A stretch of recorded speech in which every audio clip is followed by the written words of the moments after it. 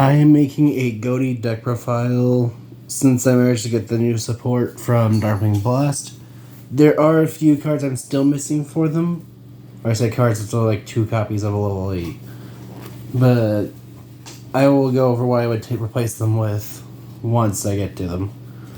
So starting off with the Ghoti monsters, I play 3 copies of Paces, the Light of the Ghoti. Paces has the effect of you can banish it that you control to summon a fish monster from your hand. And then during the next standby phase after it was banished, you can activate its effect to summon itself. And you'll use each effect of Paces, Light of the Ghoti once per turn. Then I play 3 copies of Shift, Fairy of the Ghoti. Shift has the effect that you can banish it from the graveyard, target a fish monster you control, and have it gain 500 attack points until the end of the turn. And it has the same effect as Paces when during the next standby phase after it's banished to summon itself. You can only use each effect as Shift, Fairy of the Ghoti once per turn. Then I play 3 copies of Zep, Ruby of the Ghoti.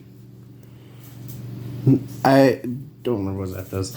Zep has the effect of you can banish this card from your hand to target 1 fish monster in your graveyard, banish it. During your opponent's turn, if this card is banished, you can special summon it. And then if this card is special summoned, you can except if it's special summoned other than damage tap, you can activate its effect to immediately synchro summon. You can use each effect as Zap, Ruby of the Ghoti once per turn. Then I play 3 copies of Ixeep, Omen of the Ghoti. Ixeep has the effect if a fish monster is banished, except during the damage step, then you can special summon Ixeep from your hand. And then during the standby phase of the next turn after this card was banished, you can target one of your banished Ghoti traps. Or you can target one of your Ghoti traps that's banished on your graveyard and set the target. And you can use each effect of Ixeep, Omen of the Ghoti once per turn. Then I play 2 copies of Enoch, Sentry of the Ghoti. Enoch has the effect of when it's normal or special summoned. You can special summon a banished or Ghoti monster that's banished as long as it is level 4 or lower and special summon it. And then it also has the effect of you can banish a fish monster. Okay, it's been a while since I last read Enoch. Its first effect works for fish monsters that are level 4 or lower. And second effect lets you banish a fish monster from your thing has to be field. From your hand or face up field to then add a Ghoti trap from deck to hand. Which now that there's 3 different options, it's actually a decent effect. Then I play 3 copies of Snopios, Shade of the Ghoti. This is my favorite Ghoti as far as artwork goes. But it has the effect of during the main phase, quick effect, you can banish 2 fish monsters from your hand and or graveyard to summon Snopios. And then if this card is special summon, you can target one of your face-up card, or you can target 1 face-up card in the field, banish it when it leaves the field. And then if Snopios is in the graveyard, you can banish a fish monster from your graveyard to add it back to your hand. And you can use each effect of Snopios, Shade of the Ghoti once per turn. I like doing this because I can summon Snopios as level 6, banishing what are they? Paces and Shift to then summon, because then during your opponent's turn, I can activate both their effects or just standby phase and summon themselves. Which then you can tune it. One of those 2 was Snopios to make a level 8 Synchro, and then make a level 10 Synchro, which I will get to that later. But then for the support monsters, I play 2 copies of White Stingray. White Stingray can be special summoned from your hand by discarding a water monster. And then you can only special summon White Stingray once per turn this way. And if summoned from the graveyard, it is treated as a tuner monster. Then I play 2 copies of Lifeless Leaffish. Lifeless Leaffish at least gives you a level 6 Synchro, if that's all you can really do. As when it's normal summon, you can send a fish from your deck to the graveyard, and while it's in the graveyard, you can banish it, target 3 fish in your grave, shuffle them into the deck, and then draw 1 card. So the thing I like about that effect is you can actually recycle some of your Synchro monsters, since every Synchro in this deck is a fish. Which one thing I would change would be to play Baron, but I don't have that. So, and to finish off the monsters, I play 3 copies of Dimension Shifter. This deck doesn't mind having its monsters or its cards banished, so if a deck is able to get away with playing Shifter, I feel like it probably should be playing it. Especially with Dragon Link making a comeback. Moving on to the spells, I play 3 copies of the Most Distant Deepest Depths. This card has the effect of, while a fish synchros on the field, it cannot be destroyed or banished by card effects. And then it also has the effect of you can only use each of its following effects once per turn, where you can banish a Ghoti monster from your hand or face-up field to then search for a Ghoti monster with a different name, I believe. Maybe you banish a fish to then search a Ghoti monster. And then its other effect is, while it's in the graveyard, except during the damage step, you can target 1 fish monster you control, banish it, and if you do, return it to your hand. So really you only need to see 1 of these, but I still like it at 3. Then I play 3 copies of Moray of Avarice. Moray of Avarice just lets, you can only be activated once per turn, but when activated, you banish a fish monster from your field to then draw 2 cards. Which, if you banish Paces or Shift, they're going to come back during the next standby phase anyway. Then I play 2 copies of Triple Tactics Talent. If you can only be activated when your opponent has activated a monster effect during your main phase. Which then, you can then choose 1 of 3 effects to activate, where you can draw 2 cards, take control of your opponent's monster until the end of the turn, or look at your opponent's hand and shuffle a card back into the deck. Most of the time I choose to draw 2, unless I know I'm in a good position, which then I'll look at the opponent's hand. Then I play 1 copy of Dimensional Fissure. This just makes any monster that would go to the graveyard be removed from play instead. The only exception would be Overlay Units or Xyz materials, because they're not treated as monster cards when they go to the grave. Then I play 1 copy of Gold Sarcophagus. This is just an extender, since you can just banish a Shift or Paces, and then it'll summon itself to your field during the standby phase. Or you can banish an Omen or Ixip to then set a trap from your grave that you've already used. Then I play 1 copy of Harpy's Feather Duster to deal with back row or Mystic Mine, which I still can't believe has not been banned yet. And I also play 1 copy of Called by the Grave to deal with hand traps or grave effects. Moving on to the traps, I play 1 copy of Ghoti Fury. Ghoti Fury has the effect of you can target a fish monster you control and 1 monster your opponent controls. Banish both until the next, or until your, is it your next or the next? Okay, you banish them both until your next standby phase. And then if a fish monster is special summoned to the field while any card is banished, you can banish this card from your graveyard or the face-up spell and trap zone to have all fish monsters you currently control gain 100 attack for each currently banished card until the end of the turn. So this is just used for when you're deciding you want to go ahead and just take your opponent out right then and there. Then I play 2 copies of Ghoti Cosmos. Ghoti Cosmos lets you apply its effects in sequence based on how many banished fish there are.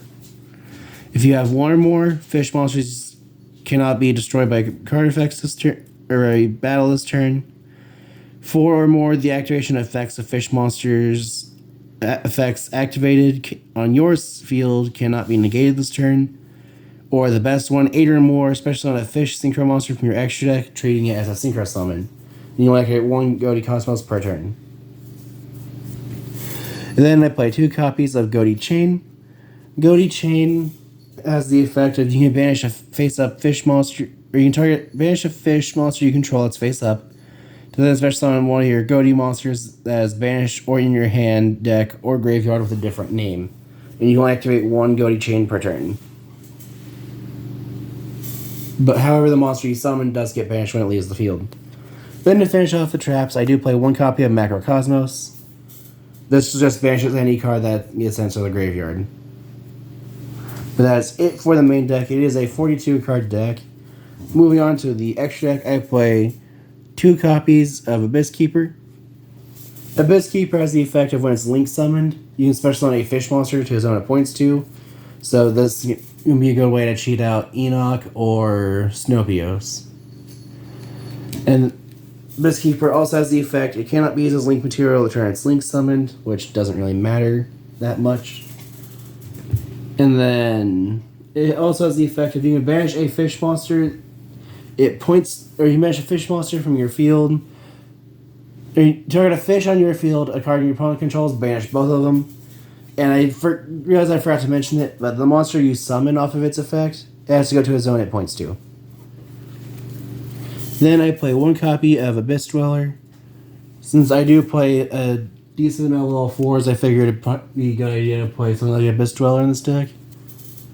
But the main thing that Dweller gives to this deck is the fact that since it will always have a water monster as material, or we're always making it with 2 level 4 waters, and since it has a water monster as material, it then makes it so that all your water monsters gain an additional 500 attack points.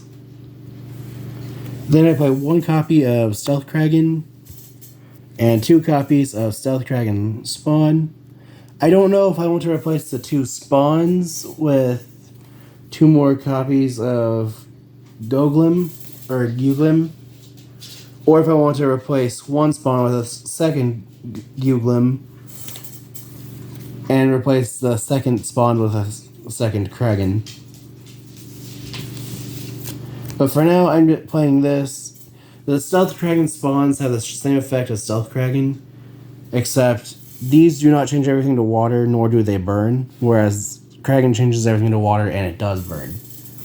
But Stealth Kraken has the effect of, once per turn, you can destroy 1 water monster your opponent controls, and this is a quick effect during the main phase. And then your opponent takes damage equal to half the destroyed monster's attack points. As well as Kraken having the effect of, if it is like Z summoned, you can summon spawns from your extra deck up to the number of materials they had when it was destroyed.